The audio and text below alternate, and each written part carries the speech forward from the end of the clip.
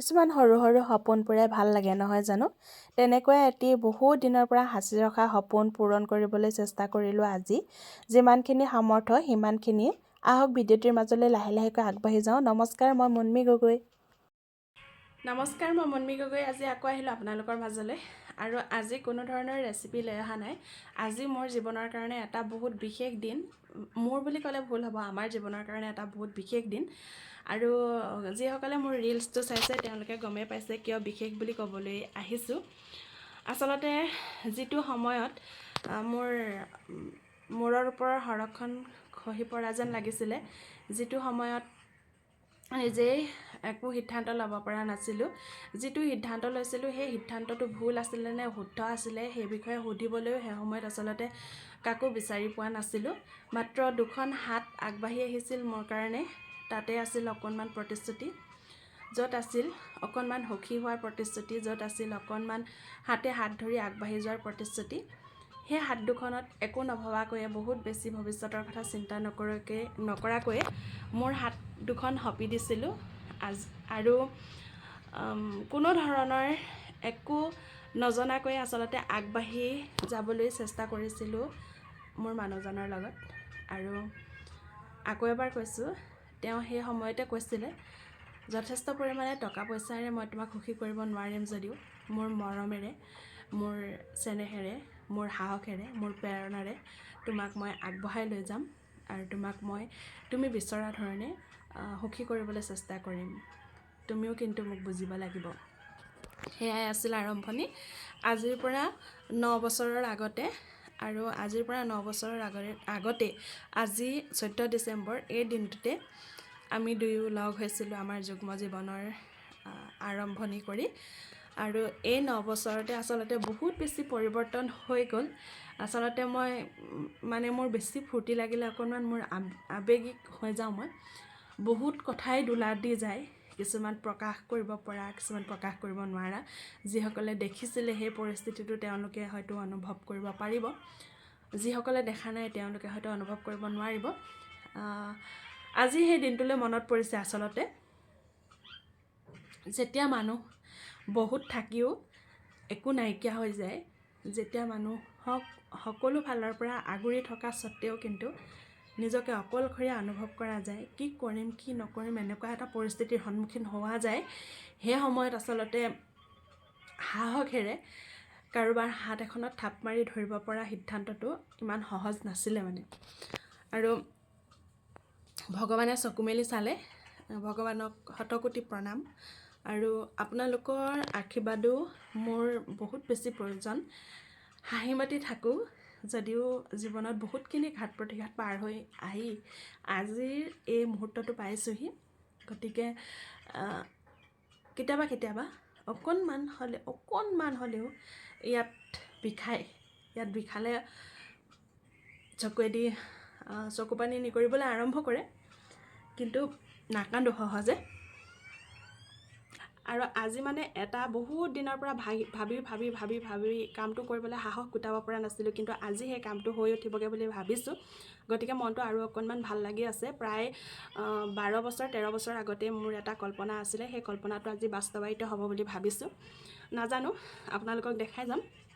এইখিনিতে আপোনালোকক মই ক'ব লাগিব যে মোৰ ঘৰখন, মোৰ মানুহজনৰ ঘৰখন, ভগৱানক মই কোটি কোটি প্ৰণাম কৰি, কোটি কোটি কৃতজ্ঞতা স্বীকাৰ কৰিলে আচলতে মোৰ শেষ কম হ'ব। কাৰণ এনেকুৱা এখন ঘৰ, এনেকুৱা মাতৃসদৃশ এগৰাকী শাহু আৰু পিতৃসদৃশ এজন শহুৰ পোৱাটো মোৰ কাৰণে বহুত বেছি ভাগ্যৰ কথা। কাৰণ মোৰ লাইফটো, মোৰ জীৱনটো আচলতে ইমান সহজ নাছিলে, আৰু যিসকলে জানে সেইটোৱে ক'লোঁ। গতিকে সেইখিনি তেওঁলোকৰ পৰা মই পাইছোঁ দেই। মই যিখিনি বিচাৰিছিলোঁ মই সেইখিনি পাইছোঁ, আৰু তেওঁলোককো এই আপাহতে বহুত বেছি পৰিমাণে ধন্যবাদ মই জ্ঞাপন কৰিছোঁ। এতিয়া আগবাঢ়োঁ কামলৈ। মানুহজন কামলৈ গ'ল, কামলৈ নগ'লেনো খাম কেনেকৈ নহয় জানো। গতিকে তেওঁ কামলৈ গ'ল, কামখিনি মই নিজেই কৰিব লাগিব। মোৰ 10-12 বছৰৰ আগৰ পৰা যিটো সপোন আছিলে, সেই সপোনটো আপোনালোকক দেখাবলৈ গৈ আছোঁ। আহক আগবাঢ়ি গৈ থাকোঁ ভিডিঅ'টোৰ মাজলৈ। আপোনালোকৰ পৰা বহুত বেছি পৰিমাণে মৰম, আশীৰ্বাদ, সাহস, প্ৰেৰণা আশা কৰিলোঁ। এতিয়া মই কিবা এটা পৰিছে, মই মানে এতিয়া মাংস বনাম। মাংস মানে কালিয়ে আনি থৈছিলে মানুহজনে, আৰু এইখিনি মাংস আমি ফ্ৰিজাৰত থৈ দিছিলোঁ। এতিয়া নৰ্মেল টেম্পাৰেচাৰলৈ অকণমান আহিবলৈ দিম, আৰু মই মাংসখিনি বনাম মানে আমাৰ তেনেকুৱা ডাঙৰ কেৰাহী নাই, দুবাৰ বনাব লাগিব চাগে, যিহেতু মই অকলে, গতিকে এইখিনি পিঁয়াজ আৰু নহৰু আদা গুচাই লওঁ, আলু গুচাই লওঁ, তাৰপিছতে ধুনীয়াকৈ বনাই মেলি লৈ আপোনালোকক দেখাই আছোঁ দেই কি কৰোঁ। দুপৰীয়া হৈছে যদিও লাহেকৈ বস্তুখিনি বনাবলৈ আৰম্ভ কৰিছোঁ।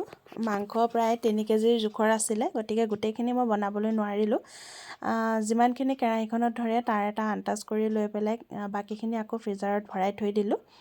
এতিয়া মই যিমান পাৰোঁ সিমান খৰধৰকৈ বনাবলৈ চেষ্টা কৰিছোঁ, যিহেতু দুপৰীয়া হৈছে, মুনুকো অকণমান খুৱাব লাগিব। আৰু এতিয়া যদি বনাই থৈ দিওঁ তেতিয়া মাংস অকণমান ঠাণ্ডা হ'লে সোৱাদটো বহুত বেছি পৰিমাণে ভাল লাগে নহয় জানো। আৰু এনেকৈ বনাই মোৰ মাংসখিনি প্ৰায় হৈ যোৱা অৱস্থা পালেহি, আৰু একেবাৰে শেষত মই অকণমান ধনিয়া দি পেলাই মাংসখিনি নুমুৱাই থৈ দিলোঁ। আনফালে মই এনেদৰে বাতিবোৰ সজাই ল'বলৈ চেষ্টা কৰিছোঁ। বহুত বেছি বাতি নহয়, তথাপিও যিকেইটা বাতি আছিলে সেইকেইটা বাতি সজাই ল'বলৈ চেষ্টা কৰিছোঁ। আৰু মুনুক মানে এইকণ সময়তে মুনুক খুৱাইও ল'লোঁ। আৰু মুনু শুই থাকোঁতে মই ভাবিলোঁ এইখিনি কামো মই কৰি আজৰি হৈ থাকোঁ, তেতিয়া ভাল লাগিব, যিহেতু দুপৰীয়া সময়তে মানুহৰ ভোকটো লাগে। আৰু এনেকৈয়ে চাওক ইমানখিনি হৈ গ'ল মোৰ, আৰু মই পেকিং কৰি ল'লোঁ এইখিনি। আৰু আজি কেমেৰাটো বেলেগ এটা ষ্টাইল কৰি লৈছোঁ দেই, ডুৱেল ভিউ কৰি লৈছোঁ। আৰু এইখিনি মই এতিয়া চব্জিখিনি ভৰাই দিলোঁ, যিমানটো সামৰ্থ্য আৰু সিমানটোৱে দিবলৈ চেষ্টা কৰিছোঁ।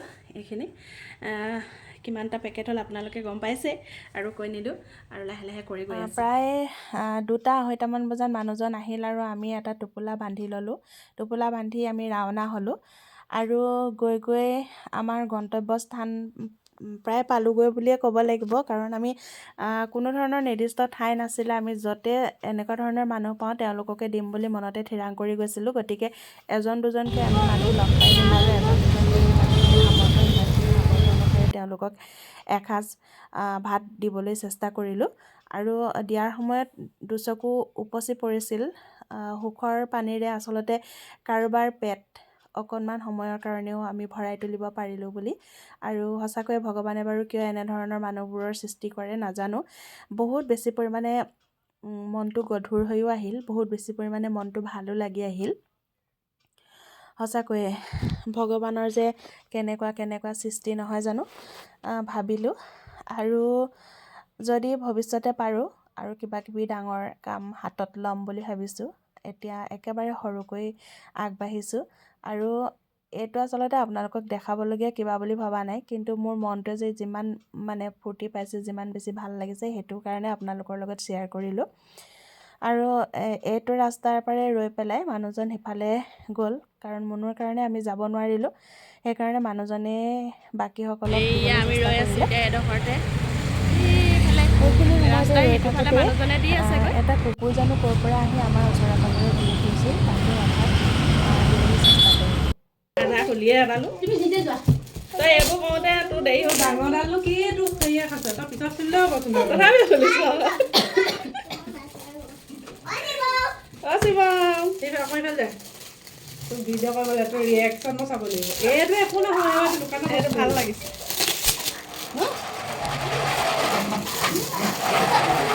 এইটো খুলিবলৈ দিছনে?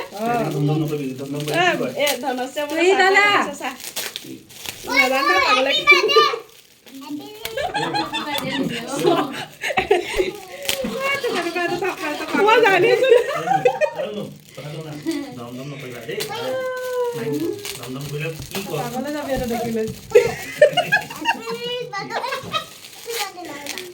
পাগলে জানে কি দিছে।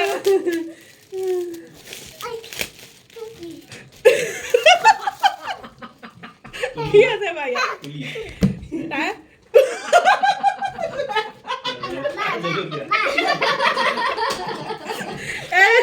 লেটা এটা জলকীয়াতে লেটা এটা কি মুৰা কৰিবলৈ আহিছো।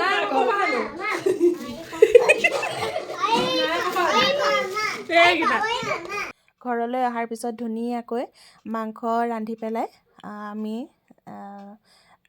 গোটেইকেইটা মিলি পেলাই এসাঁজ খালোঁ। সঁচাকৈয়ে ভাল লাগিলে গধূলিটো।